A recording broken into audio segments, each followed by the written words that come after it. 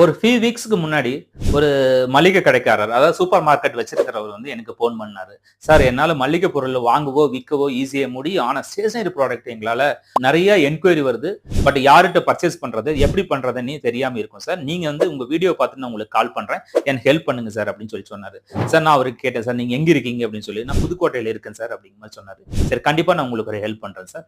ஒண்ணும் இல்ல, உங்க சூப்பர் மார்க்கெட்டுக்கு உள்ளார ஒரு ரேக் மட்டும் எங்களுக்கு ஒதுக்கி கொடுங்க. அதாவது பிஸ்கட், சாக்லேட் எங்க இருக்கோ அந்த ஏரியா மட்டும் எங்களுக்கு ஒதுக்கி கொடுங்க அப்படிங்கிற மாதிரி கேட்டிருந்தேன். அவர் அதே மாதிரி ஒரு ரேக் வந்து ஒதுக்கி கொடுத்திருந்தார். என்ன காரணம் அப்படின்னா, பிஸ்கட் அண்ட் சாக்லேட் எங்க இருக்கோ அங்கதான் குழந்தைகள் தேடி வருவாங்க அப்படிங்கிறதுக்காக நான் சொல்லியிருந்தேன்.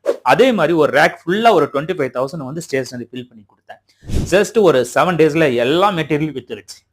அதே மாதிரி மறுபடியும் ஃபில் பண்ணி கொடுத்தேன். எல்லா மெட்டீரியல் வித்துச்சு. இது மாதிரியே ஒரு மாசத்துல வந்து 3 டைம் அவங்களுக்கு பண்ணி கொடுத்தேன்.